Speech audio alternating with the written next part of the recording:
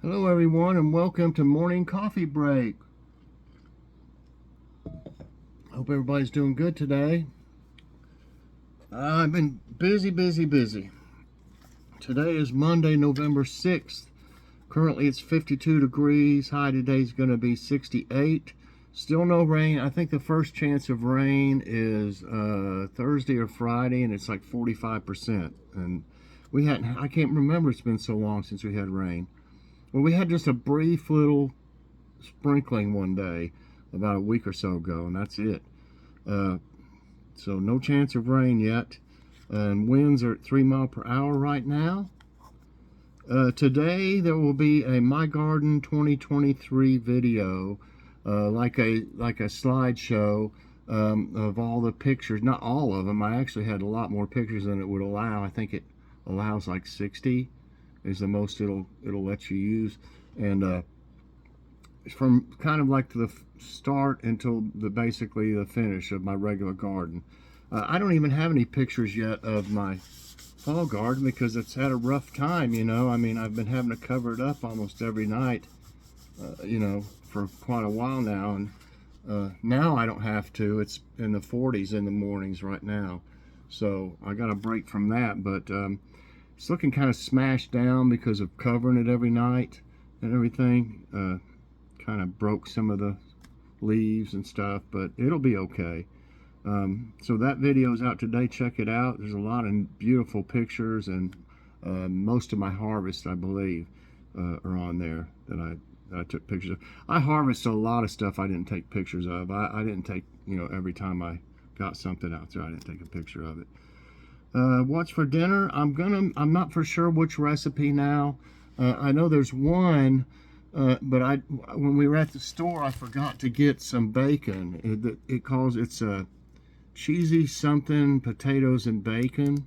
It's a chicken like casserole. Well, the chickens, you leave it you don't cut it up or anything, so it's a chicken breast like casserole, I guess. But it looks good. If we don't feel like going to get any bacon before dinner, I'll probably pick a different recipe. And if it's something that I've never done a cook with me on, I'll do one. So we're gonna have that, and I don't know which veggies right yet. Okay, so let's see jokes of the day. What's going on with them? This one's called the insecure husband. My wife left me because I'm insecure. No, wait, she's back. She just went to get coffee. I'd say insecure. Every time she leaves, he thinks she's leaving him. Okay. And this one's called Missing Wife. A husband went to the police station to file a missing person report for his missing wife. I lost my wife. She went shopping and hasn't come back yet. Inspector, what is her height? I never checked. She's 5 feet something. Slim or healthy? Not slim. She can be healthy. Color of eyes? Never noticed. Color of hair? Changes according to season. What was she wearing? Not sure. It may have been a suit or maybe shorts. Inspector, what was she driving? Husband, yes. Tell me what kind of car she was driving. Husband, a black 2015 Corvette Z06 with supercharged 6.2-liter V8 engine generating 625 horsepower, teamed with an 8-speed track certified HD automatic transmission with paddle shifters and a removable carbon filter roof pan. So he knows everything there is to know about the car, but he doesn't know anything about his wife. That's kind of pitiful. Okay, fact of the day, Liam Neeson, the boxer.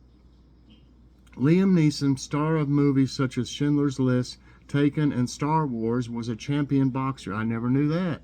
He was an amateur boxer from the age of 9 to 17 and was a 3-time Northern Ireland juvenile champion.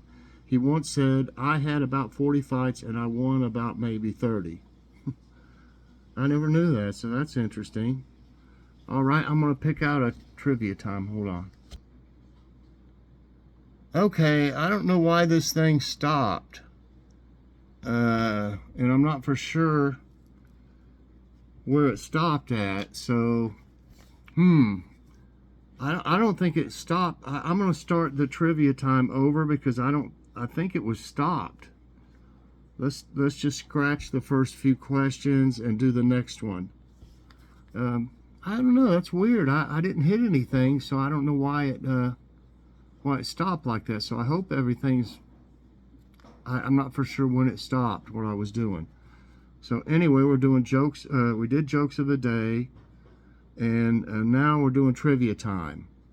Okay, so I was just talking away, and then I finally noticed, hey, it's not moving. You know, the numbers. So I hope my phone's not messing up somehow. Okay, which U.S. president developed the New Deal plan? Franklin D. Roosevelt, Calvin Coolidge, Harry S. Truman, Herbert Hoover, Herbert Clark Hoover. The New Deal. The New Deal. I mean, I've heard that before. I don't know which one it's associated with. Oh my goodness. Let's see. Roosevelt, Coolidge, Truman. I don't think it was Truman Coolidge or Hoover. I think it's Harry Truman or Franklin D. Roosevelt. The New Deal, I think Roosevelt might have started. I'm not for sure. I'm going to go with Roosevelt. And that's right. The New Deal was a domestic program. I'm seeing if that thing's still running. A domestic program of the administration of U.S. President Franklin D. Roosevelt between 1933 and 1939, which took action to bring about immediate economic relief as well as reforms in industry, agriculture, finance, water, power, labor, and housing. Okay, next question. I got one right. I'm not sure if I got those others. It was stopped, I believe. The Great Depression started with a stock market crash in which year? 1927, 1929, 1932, 1935. Stock market crash. For some reason, I have heard this somewhere, but I thought it was actually earlier than these. But for some reason, 1929 pops into my head. And that's right. Do I have ESP or something? Okay, on Black Monday, October 28, 1929, the Dow declined nearly 13%. On the following day, Black Tuesday, the market dropped nearly 12%. By mid-November, the Dow had lost almost half its value. And blah, blah, blah. Keeps going. Okay. Who opposed Franklin D. Roosevelt in the 1932 presidential election? Herbert Hoover, Calvin Coolidge, Warren G. Harding, Charles Evan Hughes. I want to say, let me think. I want to say Herbert Hoover. It could be Coolidge, though. Herbert Hoover. And that's right. The 1932 United States presidential election was the 37th quadrennial presidential election held on Tuesday, November 8, 1932. The election took place against the backdrop of the Great Depression. The incumbent Republican President Herbert Hoover was defeated in a landslide by Democrat Franklin D. Roosevelt. Okay. When did the American Civil War come to an end? 1860, 1865, 1876, 1912. Okay, I know quite a bit about the Civil War. I used to be, I guess, what you would call a Civil War buff. I have a lot of books about it. I wasn't much on the memorabilia because it's very expensive if you get, real stuff. I was interested in reenactments, but I never did one. I would love to have been able to do one. But I know a lot. I've read a lot of books about it, and I hope I still know most of it. I want to say 1865. Come on. Tap, tap, tap. What is it doing? Come on, why is it doing this? It's not, let me see something. Okay, finally did it. That's right. The American Civil War was a culmination of the struggle between the advocates and opponents of slavery that dated from the founding of the United States. The sectional conflict between northern states and slaveholding southern states had been tempered by a series of political compromises, and it just keeps going on. It's pretty long. Okay, when did the Supreme Court of the U.S. have its first assembly? 1776, 1790, 1800, 1820. Supreme Court.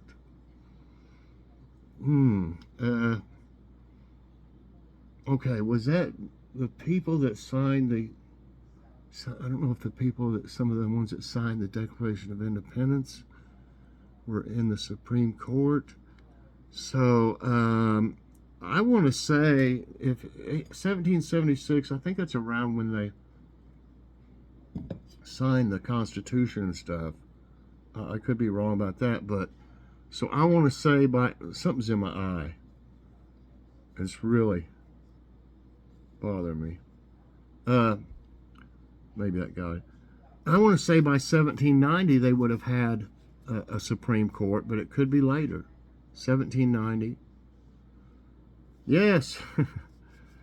The Supreme Court first assembled on February 1, 1790 in the Exchange Building in New York City, then the nation's capital. I didn't know that it was then. And then it talks about some of them that were in it and stuff. Okay, next question. What event inspired the writing of the Star-Spangled Banner? Washington's death, the War of 1812, the Revolutionary War, the Civil War. I don't think it was a Revolutionary War or the Civil War, and I don't think it was Washington's death. I think it was the War of 1812. And that is right. Man, I'm right on it. On September 14, 1814, U.S. soldiers at Baltimore's Fort McHenry raised a huge American flag to celebrate a crucial victory over British forces during the War of 1812. The sight of those broad stripes and bright stars inspired Francis Scott Key to write a song that eventually became the United States national anthem. History was one of my favorite in school. I always got A's in history. I don't know if I ever got anything besides an A in history. Okay, which of the following presidents served during the 1940s? Herbert Hoover, Franklin D. Roosevelt, Gerald Ford, and Dwight D. Eisenhower. Ford kind of reminded me of Biden a little bit. He was pretty clumsy and stuff. Anyway, Herbert Hoover was back with Franklin D. Roosevelt, obviously, so I don't know about that. And that wasn't in the 40s. That was like, I think, what, the 30s? I want to say, which of them served during the 1940s. So after the war, after World War II, wasn't Eisenhower? I want to say Dwight D. Eisenhower. No! Oh, so I got one wrong. Okay, it can't be Gerald Ford. So Herbert Hoover came after, I think, did it say Herbert Hoover? No, so it's Roosevelt. It's got to be. It's Roosevelt. Franklin D. Roosevelt, it tells when he was born and stuff, was an American politician and attorney who served as the 32nd President of the United States from 1933 until he died in 1945. Wow, that's a long time to be president. 12 years? They must not have had a limit back then of 8. Okay, next question. I have 6 right and 1 wrong today. The head of which of these presidents is carved into Mount Rushmore? Richard Nixon? Yeah. Nope. No, wait a minute. It was this way. I am not a crook. John F. Kennedy, William McKinley, Thomas Jefferson. Well, I think it's, wow. I don't know why I should know this. If I was looking at him, for some reason, I think I could tell better. But I don't think it's McKinley. I think it's got to be Jefferson. Yes. Rising above the Black Hills of South Dakota, Mount Rushmore National Memorial is a stunning sight to behold, representing important events and themes of our history. Presidents George Washington, Thomas Jefferson, Abraham Lincoln, and Theodore Roosevelt were selected. 7 right, 1 wrong. Which event brought the U.S. into the Second World War? Bombing of Pearl Harbor, Battle of Iwo Jima, D-Day, invasion of Poland. Well, I think it was bombing of Pearl Harbor. That was a pretty, and that's right. That was pretty bad. On December 7, 1941, following the Japanese bombing of Pearl Harbor, they were crazy to do that, though. You know it. They were crazy. The United States declared war on Japan. 3 days later, after Germany and Italy declared war on it, the United States became fully engaged in the Second World War. The war cost the lives of more than 330,000 American soldiers. Many more were permanently injured or maimed.